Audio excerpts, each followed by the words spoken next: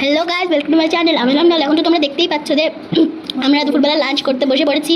এই তো লাঞ্চে কত মেনু দেখো, কচি মাছ, মাংস, ভাত, ডাল, সবজি, পটল ভাজা, আলু ভাজা।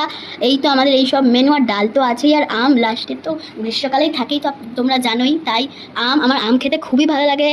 আর এই তো দেখো আমরা সবাই একসঙ্গে খেতে বসেছি, আমার মামারা, আমার মামা, দিদি আর আন্টিরা সবাই একসঙ্গে বসেছি খেতে। দেখো এই তো, আর সেখানে আমার ছোট্ট বোন সানা বসে আছে, সে এখন ফোন দেখছে, একটু পরে খাবে। এই তো দেখো সবাই সবাই আনন্দ করে খাচ্ছি। কেমন আমার বড় মামিমা আমাদেরকে পরিবেশন করছে। এই তো ওই তো দেখো দাঁড়িয়ে দাঁড়িয়ে সবাইকে দিচ্ছে। আর এটা হলো বেগুন ফুলি আম। এই তো দেখো বড় বড়ও দেখা যাচ্ছে, এই জন্য এর নাম মানে বেগুন ফুলি ফুলি ফুলি।